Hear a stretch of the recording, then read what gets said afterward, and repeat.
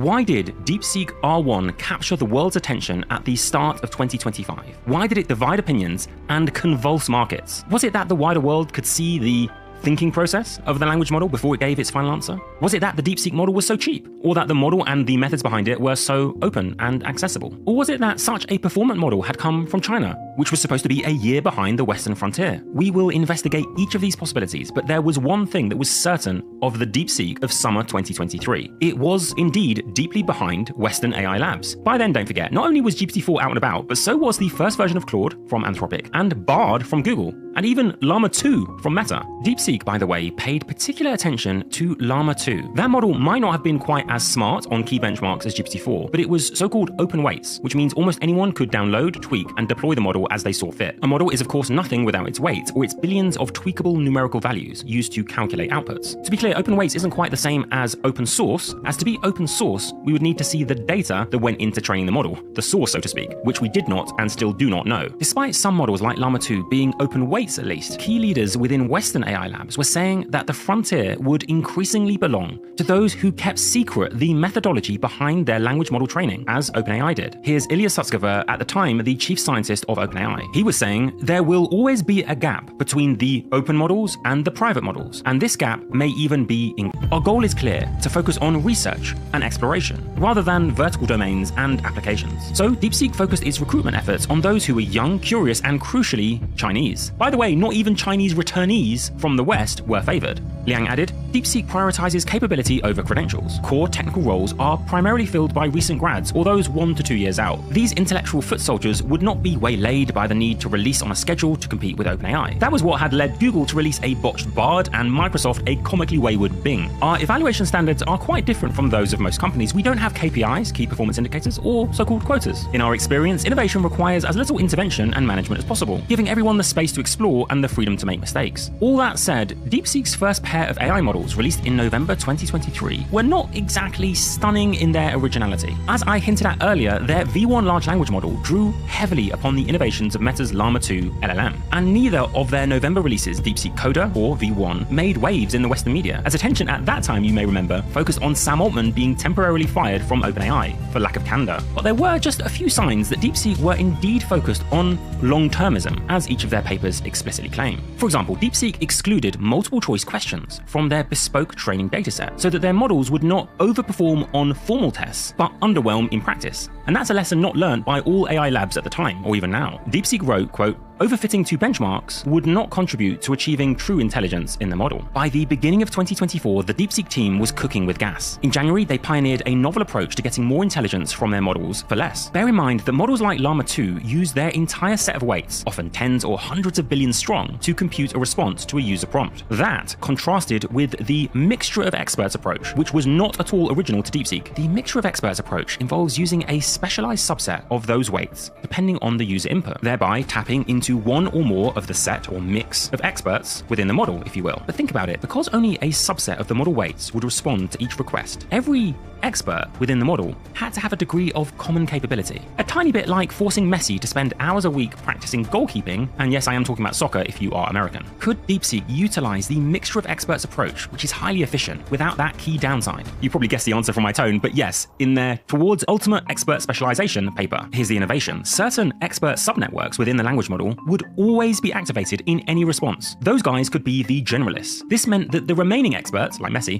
could truly focus on what they are good at. And yes, just in case you're thinking ahead, this is also one of the many secrets behind the base model that powers DeepSeek R1, the global phenomenon. DeepSeek were just getting warmed up though. In April of 2024, they released DeepSeek Math, a tiny model that matched the performance in mathematics at least of GPT-4, a Goliath of a model in comparison. What's the deal with DeepSeek Math then? Well, one of the secrets behind the model's success was the unassumingly named Group Relative Polity Optimization. A mouthful, but it's a training method later incorporated, you guessed it, by the celebrated DeepSeek R1. Here then is the TLDR on that beast of a training innovation. All language models need to do more than just predict the next word, which is what they learn in pre-training. They need post-training to move from predicting the most probable word to the most helpful sets of words, as judged by humans, and ultimately, for mathematical reasoning or coding steps, the most correct word. Think of it like this: you can't be smarter than Twitter if all you do is train to predict the next tweet. This takes careful reinforcement of the weights of the model that produce these desired outputs. Yes, this was by mid-2024 well known, but what was the magic behind GRPO, DeepSeek's new flavor of reinforcement learning? Well, DeepSeek needed efficiency to fight the AI giants. Common reinforcement learning approaches at the time used chunky, clunky, critic models to assess answers as they were being generated to predict which ones were headed for success. DeepSeek dropped this memory-heavy critic and instead generated a group of answers in parallel, checked the yes-no accuracy of the final outputs, and then using the relative score of each answer,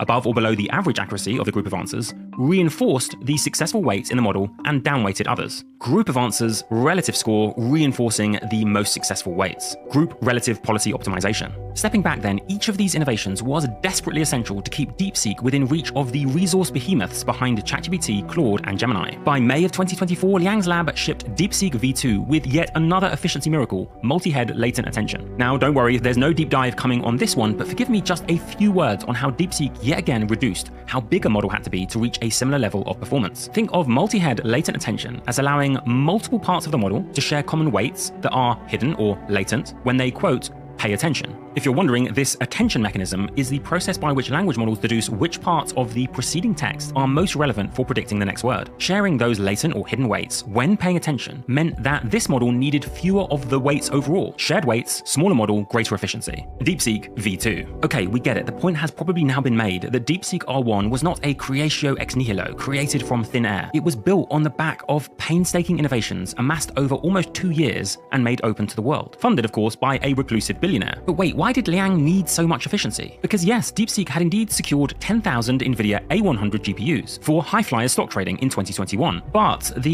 US government did not want to let Chinese companies get their hands on more powerful chips. One after another, restrictions were introduced by the Biden administration to stop China getting the compute that it wanted. NVIDIA tried to wriggle its way past these restrictions by inventing new chips that scraped under these limits, but each time a new restriction followed. As Liang himself said in the summer of 2024, money has never been the problem for us. Bans on shipments of advanced chips are the problem. That's the context. The march to more powerful AI was now being framed as a race, even a, quote, war. That perhaps inevitably kicked off a spree of smuggling, worthy of a spy movie, with Singapore and Malaysia as focal points for Chinese companies getting chips past the new blockade. Think of this: some of the GPUs used in China to calculate R1's, say, recipe for ratatouille were apparently smuggled there in suitcases, with, I would guess, little space left for spare socks. And this brings us to the end of 2024 with the stage almost set. Liang Wenfeng toiling in his Hangzhou office, reputedly reading papers, writing code, and participating in group discussions, just like every other researcher at DeepSeek, well into the night. That company now in the line of sight of AI industry insiders, but virtually unknown to the public outside of China.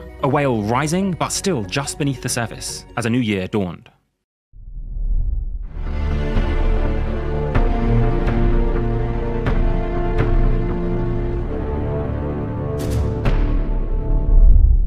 Liang Wenfeng was tired of the West inventing things and China swooping in to imitate and monetize those innovations. What's more surprising, though, is that he publicly said as much. China should gradually become a contributor instead of free-riding, he said, in his last known media interview. He went on to directly cite the scaling law, an empirical finding first made in Silicon Valley that language models get predictably better the more parameters they had and the more high-quality data they train on. In the past 30-plus years of the IT wave, Liang said, of China, we basically didn't participate in real technological innovation. We're used to Moore's law falling out of the sky, lying at home waiting 18 months for better hardware and software to emerge. That is how the scaling law is being treated. No, Liang wanted DeepSeek to be a pioneer that gave away its research, which others could then learn from and adapt. In the dying days of 2024, DeepSeek produced DeepSeek v3. It was the bringing together and scaling up of all the innovations you have already heard about, as well as others. Why not throw in some mixed precision training, wherein your obsession with efficiency has to reach such crack addict levels that you handwrite code to optimize instructions to the NVIDIA GPU itself, rather than relying on the popular CUDA libraries that NVIDIA provides for you. With v3, DeepSeek's Colpix were almost worn blunt from finding nuggets of efficiency. And though the hour was late, Western labs were at last scrambling teams to study study DeepSeek's breakthroughs. Dario Amodei, CEO of Anthropic, said that, quote, DeepSeek's V3 was actually the real innovation, and what should, he said, have made people take notice a month ago.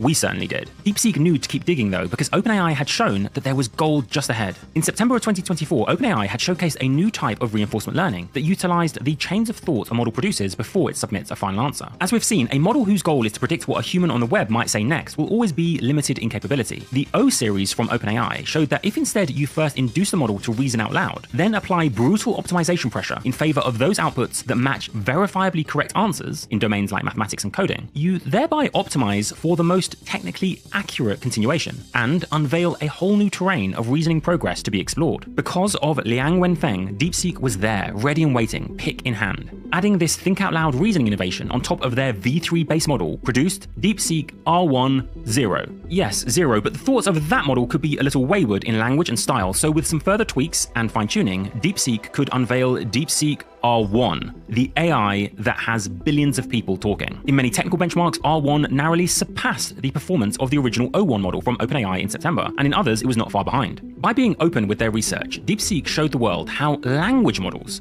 under that unrelenting optimization pressure to produce correct answers, could sometimes backtrack and even correct themselves. It was an aha moment for the models, and for the world realizing just how close a secretive Chinese lab was to household names like ChatGPT. Don't get me wrong, there were other innovations in the DeepSeek R1 paper, including how their biggest and smartest models could effectively distill much of their abilities into smaller models, saving those models much of the work to get up to scratch. The explain it like I'm 10 of that innovation is that models that can fit onto phones and home computers, or served at incredibly low cost from anywhere, are now set in 2025 to be smarter than the smartest giant models of 2024. But why the virality of DeepSeek R1? Was it the fact that you could see those thoughts in the DeepSeek chat that made the model so compelling? Or the fact that it was so cheap that caused Nvidia stocks to plunge by almost $500 billion? Liang had said himself, by the way, that he, quote, didn't expect pricing to be so sensitive to everyone. Okay, was it DeepSeek's openness that was so shocking? 100 narratives have bloomed in the days and weeks after the release of DeepSeek R1, but not all of them are as they seem. First, let's address those chains of thought. In hindsight, it might seem obvious that gaining privileged access to a model's thoughts was always going to stand out in a crowded market. OpenAI only gave sanitized summaries of its O1 model's thoughts, after all. But wait, within hours of the R1 release, Google had given us Gemini 2.0 Flash Thinking, a model that showed its thoughts. That model's impact on the scene can best be described as a cute ripple next to R1 Tsunami. So it must have been the price right. By some metrics, R1's 95% cheaper than competitively capable models from OpenAI. But wait, Gemini 2 Flash is even cheaper.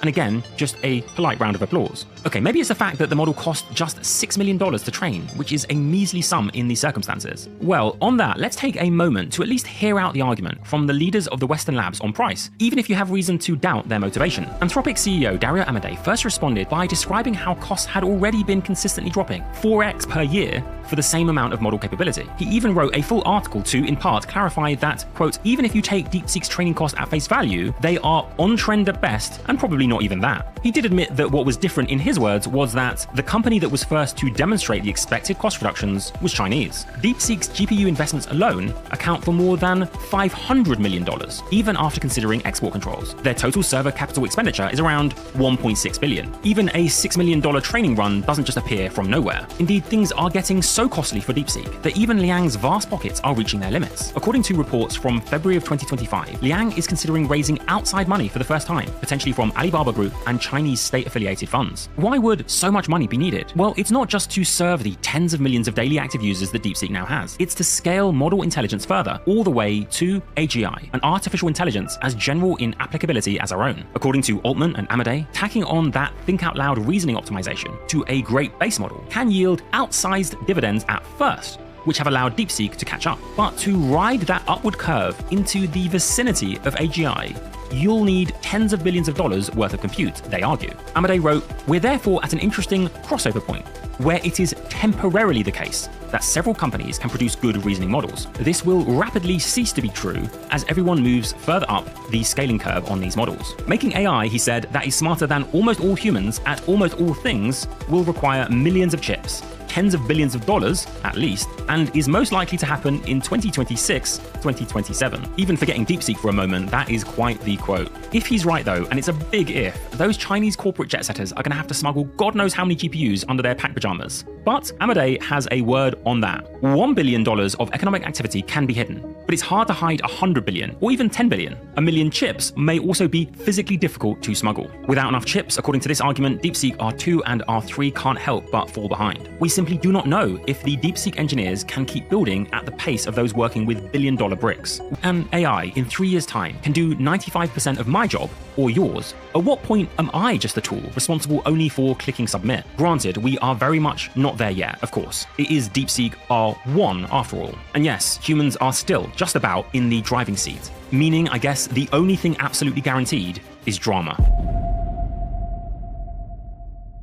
That then was the DeepSeek story as best we know it. What is next though for the taciturn Liang Wenfeng and his team of wizards? The R1 paper hints that they are deep in the mind still, working on infinite context, and a replacement for the legendary transformer architecture behind every famous language model. But just take infinite context, where we can imagine a model provided everything you have ever heard or seen or said, and referencing any of it when it gives you its next answer. Will DeepSeek do it? Will they reach AGI first? Would they actually open source it if so? Will the world grasp even a fraction of what is happening before that day, or only after? Well, it probably won't be long before we find out.